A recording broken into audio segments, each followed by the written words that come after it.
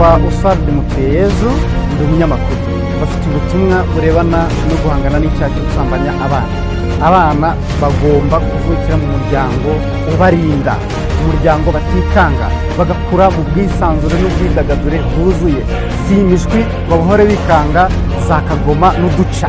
Ese sosiyete yacu iratsinzwe pe tubyemere? Oya, ntabwo yatsindwa, turahari duharanire ko iki cyaha kirangira, abana bavuke bakurire muri sosiyete bumvi baryoheye ibarinda, baba abagabo baba abagore, bubake ahazaza kuri u Rwanda rwacu. Erega niba abayobozi b'ejo, niba bakire b'ejo, niba abacuruzi b'ejo, duhaguruke.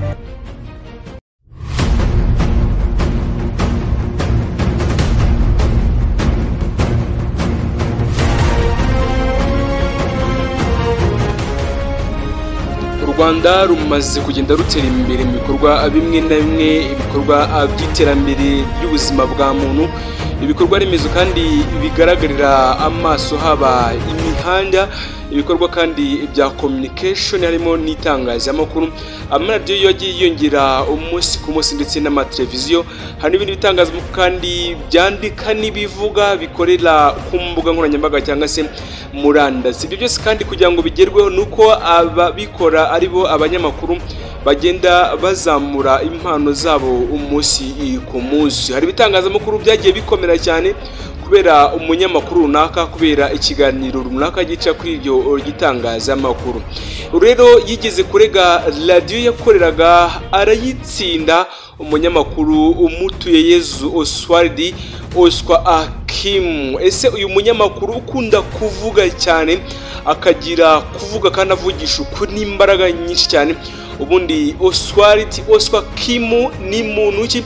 Uyu mukunze kumva ari kumwe n'ubita Papa Kibizu kuri radio 10 cyangwa se radio 10 ikorera hano mu Rwanda. Nitwa Eric Nshimimana, muri kumva aka kanya nibikunda ukore subscribe kuri Biza TV Rwanda, maze amakuru atandukanye, ubuzima bw'isi, ibyaranze isi n'amateka y'isi yose tuzayakugezeho hano kuri Biza TV Rwanda. Wowe ukomeza ukore subscribe, ukoresha ku biganiro tukugezaho bya buri munsi, waba uri mu Rwanda mu turere 30 no mu ntara enye zigize igihugu cy'u Rwanda hamwe n'umujyi wa Kigali, abari mu gihugu cya Burundi, Ngozi, Cibitoke namwe muri za Bujumbura, mbifuriza ikaze mu muryango mugari wa Biza TV Rwanda. Abari Uganda za Kampala, Nairobi, ubwo ni muri Kenya, n'abari hakurya rwose muri za Tanzania, Sudani n'ahandi, ndabakunda cyane. Abari kota amasibi mutwumva kandi mukaduha ibitekerezo mutera comment, mbifurije ikaze mu muryango mugari wa Biza TV Rwanda. Ukomeze untega amatwi kumva akantu ku kandi, isogonda ku isogonda, mazi wige kandi umenye. Ikaze mu muryango mugari wa Biza TV Rwanda. Irajya kuvuga isoko umuntu winjiji injiji se no kaburanira abantu bakora ibintu nk'ibyo bari kubimenya bate gutera amazi ngo nta nubwo ari amazi sanitizer ziri mu bice none soro bigeze basira isoko batangaje isoko abantu bajya gupigana uwayita ko ari amazi ni ya yindi sanitizer ukuriza, hakaba na sanitizer gel imwe imeze nk'amavuta.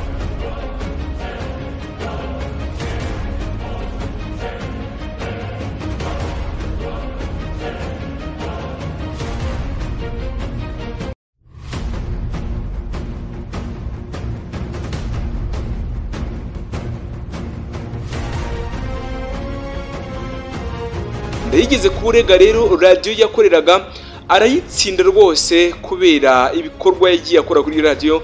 Uyu ni umunyamakuru witwa Mutuyeyezu Oswald. Ese ni muntu ki? Ubundi umwuga we wo kugira ngo akore itangazamakuru yabitangiye ryari? Ese ubundi uku kuvuga ashize amanga yaba bikomora hehe? Ese gutangaza amakuru kandi atarimo ibihuha ni yihe ntego abagamije? Ese naye mabanga y'uyu mugabo? Ese ni rihe banga akoresha kugira ngo umwuga w'itangazamakuru ukomeze kujya imbere mu gihe abandi rimwe na rimwe binjiramo bikaba byabananira? Yitwa Oswald Mutuyeyezu.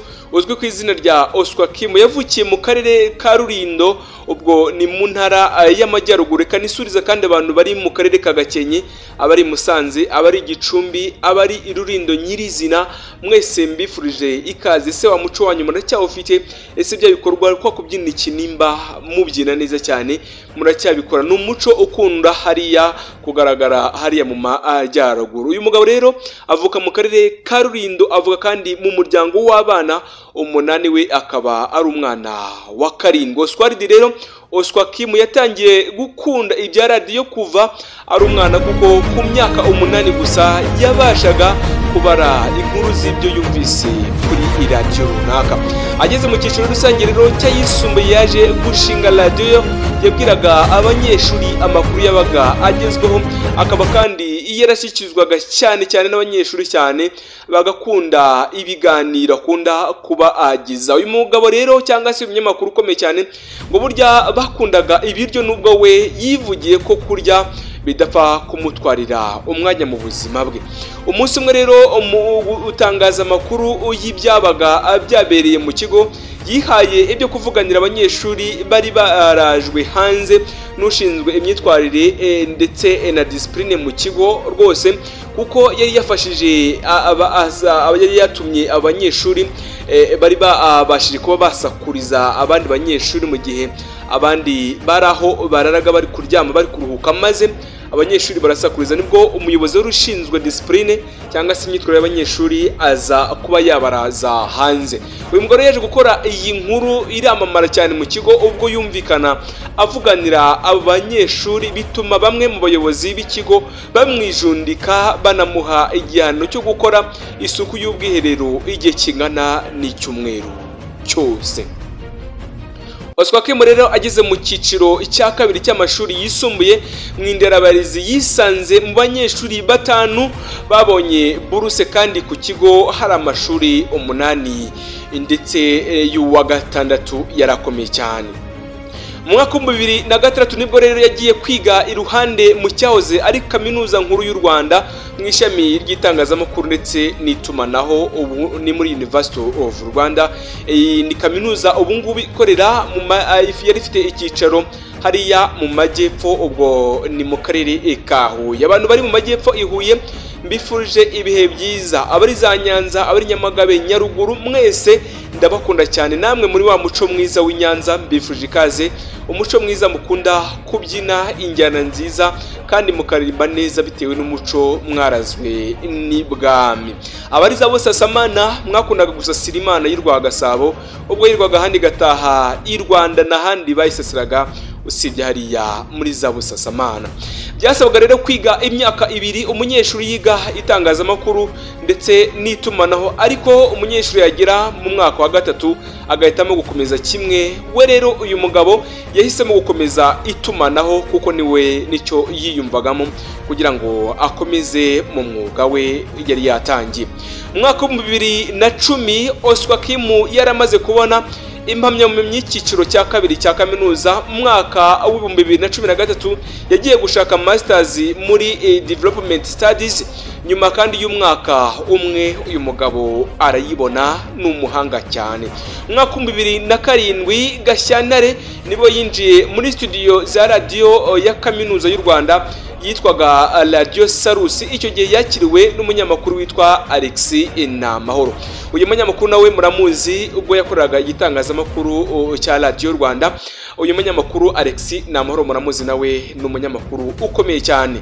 Iyi radio rero Salus na nubu iracyahari, kandi nimwe mu maradiyo yagiye amenyekana mu kuzamura abanyamakuru bakomeye cyane nk'aba Axel Rugangura ndetse n'abandi batandukanye bagiye baca kuri iki gitangazamakuru gikomeye cyane mu Rwanda. Umuyobozi rero wa radio Ludo Havugimana yaje kumuha kuvuga amakuru 2 mu cyumweru, akajya nakora ikiganiro cyitwa Menya Nibi. Ni ikiganiro cyagiye gikundwa cyane n'abakiri bato ndetse n'abakuze bakabimukundira bite n'ukuntu agira akarimi karyoshye. Mu mwaka wa 2009 Oscar Kim yavuye kuri Sarusi ajya kuri City Radio, akaba yaramenyekanye cyane mu kiganiro cyitwaga Umunsi ukeye. Kuri City Radio avuga ko hari ubuzima bugoye cyane burimo kwamburwa umushahara ndetse no gusuzurwa n'ibindi bitandukanye byagiye bimukorerwa. Mu mwaka wa 2014 nibwo inkuru yo kuba Oscar Kim yarishyuzaga City Radio amezi 12 hafi umwaka wose bari bamubereyemo yasakaye, ndetse kandi biza kurangira agiye kuri radio Isango Star yakoze amezi 6 gusa niyo yahamaze. Yaje gusura kandi kuri City Radio yari yarahinduye ubuyobozi bwari buyobora iyo radio. Oscar Kim na Papa Kibizu cyane barakoze City Radio yongera kuzamuka cyane kubera ikiganiro cy'uyu mugabo. Mwaka wa 2018 muri Nyakanga Oscar Kim yari agiye gutoza abanyamakuru muri torero i Butare, ariko umuyobozi watumye ava kuri City Radio bwa mbere bamugarura mu nshingano bashwaniyemo na mbere kandi ubwo atarahari. Uyu muyobozi rero nanone yaje kongera gushwana na Oscar Kim biturutse ku kuba yarashakaga kubahindurira umurongo w'ikiganiro bakoraga muri rusange. Oscar Kim rero yaje kwerekeza kuri radio na televiziyo DC yayoborwaga na Jado Kastari, yewe biza kurangira ajyanye na Lameshi bitaga Papa Kibizu mu gukorana ikiganiro cya mu gitondo. Amaze kwagera rero yasubiye kurega City Radio avuga ko imubereye mu mwenda wa miliyoni zigeze kuri 15 n'igice. Urumva ko ari amafaranga menshi cyane. Uru rubanza kandi yaje kurutsinda, ndetse kandi ahabwa miliyoni zigeze ku 8 n'igice niyo mafaranga yahawe Oscar Kim. Oscar Kim rero ari mu banyamakuru mbarwa cyane b'Abanyarwanda bagiranye ikiganiro cyihariye na Perezida wa Repubulika y'u Rwanda Paul Kagame. Uyu mugabo rero iyo avuga ashize amanga kandi akavuga amagambo menshi arimo akakaye kandi ntatinya kuvuga ukuri ku muyobozi runaka cyangwa se kwitangazamakuru. Niba hari bitagenda neza uyu mugabo ntatinya kubivuga, mbese navuga ko ari wa mugabo uvugira rubanda kandi ukumva na rubanda. Oscar Kim akunda kureba umupira w'amaguru, ndetse ajya afata umwanya agasoma ibitabo bitandukanye. Akunda kandi kurya nubwo aba yumva biri kumutwarira umwanya. Nakunda umuntu umukura mu bitotsi, kuko yageze mu bitotsi abashaka gusinzira kugira ngo aruhuke. Ni umugabo rero ukunzwe cyane mu gihugu cy'u Rwanda, ndetse yaba no ku gitangazamakuru akorera cya radio DC na televiziyo DC, aho uyu mwaka yahawe n'igihembo nk'umunyamakuru witwaye neza cyane.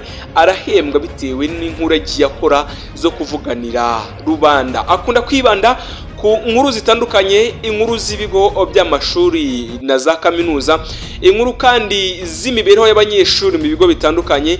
Akunda kandi kugaruka ku nkuru z'abarezi ndetse cyangwa se abarimu barera mu mashuri atandukanye ndetse n'ay'incuke. Ni umwe kandi mu bagabo bazwi gukora inkuru yo kuvuganira abari n'abategarugori, cyane mu kwibanda ku nkuru z'abangavu ndetse n'abakobwa baba baratewe inda zitateganyijwe cyangwa se baratewe inda bakiri bato. Uyu mugabo kandi numwumva uzuve ko ari umugabo ukunda kugaruka ku nkuru cyane zijyanye n'ihohoterwa ryagiye riba hirya no hino, cyane inkuru zivuga z'ubwicanyi butandukanye. Akunda kugura kandi ku nkuru zijyanye n'umuryango, niyo kandi ari kuvuga ntago yasoza atavuze inkuru ijyanye n'ubuzima bw'u Rwanda ndetse na Repubulika Iharanira Demokarasi ya Kongo. Nitwa Eric Nshimimana, naho uyu ni Oscar Kim.